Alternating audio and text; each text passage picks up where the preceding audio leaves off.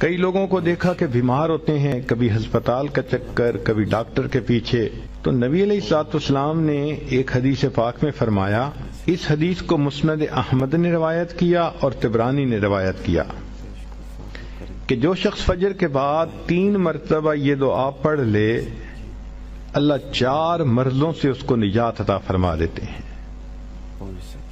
امید ہے کہ مستورات توجہ سے یہ بات سنیں گی اور اس کی اہمیت کو ذرا سمجھیں گی کہ جو شخص فجر کے بعد 3 مرتبہ یہ آیت پڑھ لے تو اللہ تعالیٰ اس کو 4 بڑے بڑے مرضوں سے بچائیں گے۔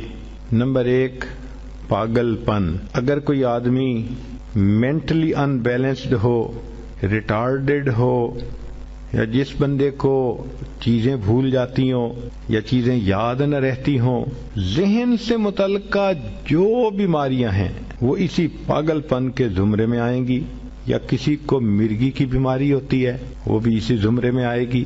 تو پہلی بیماری جو اللہ تعالیٰ دور کرتے ہیں وہ ہے پاگل پن، اور دوسری بیماری کوڑ پن۔ کوڑ پن کہتے ہیں چہرہ بدصورت ہو جانا۔ یہ بھی ہو سکتا ہے کہ برس کی بیماری ہو جائے، جیسے بعض عورتوں کو جلد بالکل سفید ہو جاتی ہے اور عجیب بدنما چہرہ ہو جاتا ہے، یا کئی مرتبہ جسم پہ تل اتنے نکل آتے ہیں، دانے اتنے نکل آتے ہیں کہ چہرہ بدنما ہو جاتا ہے، یا چہرے پر داغ پڑ جاتے ہیں کالے رنگ کے۔ تو چہرے پہ داغ پڑیں، چہرے پہ دانے بنیں، یا چہرے پہ برس کے نشان پڑیں، کوئی بھی چیز ہوگی وہ اسی کوڑ پن کے زمرے میں شامل ہوگی جس سے کہ چہرہ انسان کا بدصورت ہوتا ہو۔ یہ بیماری بھی اللہ دور فرما دیں گے۔ اب جن بیچاریوں کو بیوٹی پارلر پہ جانے کا شوق رہتا ہے اور اپنے فیس پہ پتہ نہیں کیا کیا پروسیس وہ کرواتی ہیں، تو ان کو تو چاہیے کہ وہ اس آیت کو یا اس فکرے کو بار بار پڑھیں تاکہ اللہ تعالیٰ ان کے چہروں کی خوبصورتی دیر تک سلامت رکھیں۔ اور تیسری چیز ہے اندھا پن۔ اندھے پن سے مراد یہ کہ آنکھوں کی بینائی ہی چلی گئی، یا آنکھوں میں موتیا بند آ گیا، یا آنکھوں پہ اینک لگانی پڑ گئی۔ یہ سب ایک ہی بیماری کی تفصیلات ہیں۔ تو جن کی نظر کمزور وہ بھی پڑھ سکتی ہیں، یا جن کو لینز لگانے پڑتے ہیں، کنٹیکٹ لینز صحیح یا کوئی اور، اس مصیبت سے بھی جان چھوٹ گئی، اور جن کی بینائی چلی گئی اللہ ان کے لیے بھی آسانیاں فرما دیتے ہیں۔ تو پاگل پن کی بیماری ختم، کوڑ پن کی بیماری ختم، اندھے پن کی بیماری ختم، اور چوتھا فرمایا فالج کی بیماری ختم۔ فالج ایک تو ہوتا ہے کہ انسان کا ہاتھ یا پاؤں کام ہی نہ کریں، اور ایک یہ بھی ہوتا ہے کہ اتنی ویکنیس کہ عورت کہتی ہے مجھ سے تو کھڑا ہی نہیں ہوا جاتا، میرے پاؤں سن ہو جاتے ہیں، میرے ہاتھ سن ہو جاتے ہیں۔ یہ ساری چیزیں کمزوری اور فالج کی ابتدائی سٹیجز ہیں، تو یہ سب چیزیں ٹھیک ہو جاتی ہیں۔ اب بتائیں کہ اتنی بڑی بڑی بیماریوں سے جس بندے کو بچنے کی خوشخبری مل رہی ہو تو وہ تو پھر اس عمل کو کیے بغیر رہ ہی نہیں سکتا۔ اور یہ عمل دیکھو چھوٹا کتنا ہے۔ وہ جو فکرہ فرمایا حدیث میں وہ ہے سبحان اللہ العظیم وبحمدہ ولا حول ولا قوت الا باللہ۔ اتنا سا فکرہ پڑھنے پر اللہ چہرہ بھی پر نور بنا دیتے ہیں، میموری بھی تیز کر دیتے ہیں، اللہ تعالیٰ بینائی بھی تیز کر دیتے ہیں، اور اللہ تعالیٰ جسم میں طاقت بھی بھر دیتے ہیں۔ یہاں تک تو نیکیاں کمانا، گناہوں کو بخشوانا، فرشتوں کی دعائیں لینا، غمزدہ دل کو تسلی ملنا، اور بیماریوں سے محفوظ ہونا، اس طرح کے عمل بتائے تھے۔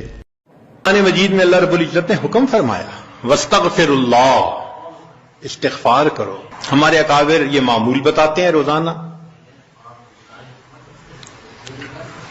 استغفر اللہ ربی من کل ذنب واتوب الیہ۔ اس کو دن میں کم از کم 100 مرتبہ صبح، 100 مرتبہ شام، زیادہ وقت ہو تو 200 مرتبہ بھی پڑھ سکتے ہیں۔ مگر جب پڑھ رہے ہوں تو ذرا اپنے گناہوں پر ندامت بھی دل میں محسوس کریں۔ یہ نہ ہو کہ زبان پہ استغفار چل رہا ہے اور دن میں گناہوں کے خیال چل رہے ہیں۔ رابعہ بصریہ رحمت اللہ علیہ فرماتی تھیں استغفارنا یحتاج الی استغفار، کہ ہم ایسا استغفار کرتے ہیں کہ اس کے اوپر ہمیں استغفار کرنے کی ضرورت ہے.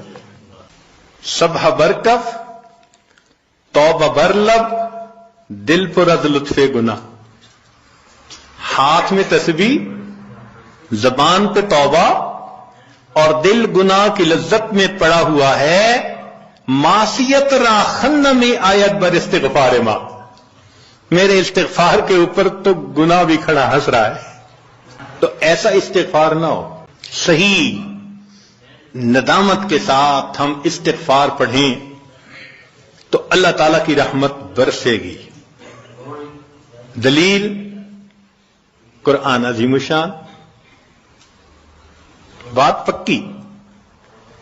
اللہ رب العزت شاہ فرماتے ہیں لولا تستغفرون اللہ لعلکم ترحمون.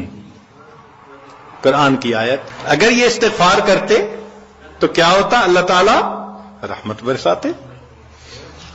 تو اس کا مطلب ہے یہ گارنٹیڈ بات ہے کہ استغفار کرنے سے اللہ تعالی کی رحمت برستی ہے، انسان کے روح کو غذا ملتی ہے. پھر تیسری چیز جس سے کہ اللہ تعالی کی طرف سے رحمت اترتی ہے، درود شریف کا پڑھنا. حدیث مبارکہ میں آتا ہے جو شخص ایک دفعہ درود شریف پڑھتا ہے اللہ تعالیٰ 10 رحمتیں اتارتے ہیں. تو 10 رحمتوں کا اترنا اس بات کی دلیل کہ روح کو غذا ملتی ہے، نور اترتا ہے انسان کے اوپر. ہمارے مشائخ نے فرمایا کہ 100 مرتبہ صبح اور 100 مرتبہ شام، کم از کم اتنا تو درود شریف ضروری پڑھ لیں. ایک صحابی رضی اللہ عنہ پوچھتے ہیں اللہ کے نبی صلی اللہ علیہ وسلم میں کتنا درود شریف پڑھوں؟ فرمایا زیادہ پڑھ، چوتھائی حصہ. زیادہ پڑھو گے تو فائدہ زیادہ. اللہ کے نبی صلی اللہ علیہ وسلم آدھا حصہ. بھائی زیادہ پڑھو گے تو زیادہ فائدہ. 3 حصے. فرمایا اور زیادہ تو 4 حصے. جب انہوں نے کہا کہ میں پورا وقت درود شریف پڑھنے میں لگا دوں گا، نبی اسلام نے فرمایا اذن یغفر لک ذنبک، تیرے گناہوں کو بخش دیا جائے گا اور تیرے غموں کو تیرے سر سے اتار دیا جائے گا. تو درود شریف کے پڑھنے سے اللہ تعالیٰ گناہوں کو معاف کرتے ہیں اور دھو دیتے ہیں. صدیق اکبر اللہ عنہ فرمایا کرتے تھے کہ ٹھنڈا پانی آگ کو اتنا جلدی نہیں بجھاتا جتنا جلدی درود شریف کا پڑھنا انسان کے دلوں کی ظلمت کو مٹا دیتا ہے. سیدنا علی رضی اللہ عنہ فرمایا کرتے تھے کہ اگر اللہ تعالیٰ اور اس کے رسول صلی اللہ علیہ وسلم نے تسبیح، تکبیر، تحمید، تحلیل ان کے فضائل نہ بتائے ہوتے تو میں اپنا پورا وقت درود شریف کے پڑھنے میں گزار دیتا. تو ہم بھی درود شریف پڑھیں کم از کم 100 مرتبہ صبح اور 1 مرتبہ شام. اس سے کیا ہوگا کہ دل کو غذا پہنچ جائے گی. چوتھی چیز اللہ کا ذکر کرنا، ذکر لسانی یا ذکر قلبی جیسا بھی معمول ہو. ذکر کے کرنے سے اللہ تعالی کی رحمت اترتی ہے. اور حدیث پاک سے دلیل نزلت علیہم السکینہ، ان کو رحمت ڈھانپ لیتی ہے. ملائکہ آ جاتے ہیں ان کے اوپر. جہاں لوگ مل بیٹھتے ہیں مختلف جگہوں سے آئے ہوئے اللہ کو یاد کرنے کے لیے، تو ذکر کرنے سے سکینہ کا نازل ہونا بھی اس بات کی دلیل کہ انسان کے دل کو غذا ملتی ہے. ذکر سے ذات کی محبت بھی پیدا ہوتی ہے. جتنا جس چیز کا تذکرہ زیادہ کریں اتنا اس سے محبت ہوتی ہے. تو کثرت ذکر کا حکم اس لیے کہ اس سے اللہ رب العزت کی محبت انسان کے دل میں پڑتی ہے. یہ نغمہ فصل گل و لالا کا نہیں پابند، بہار ہو کے خزاں لا الہ الا اللہ. ہمیشہ ذکر کرنا ہے، ہر وقت کرنا ہے. موسموں کے بدلنے کا اس پہ اثر نہیں ہوتا. اس لیے ہمارے اکابر صبح شام کا کچھ وقت تھا جس میں تنہائی میں بیٹھ کے اللہ کا ذکر کثرت کے ساتھ کیا کرتے تھے. پھر پانچویں چیز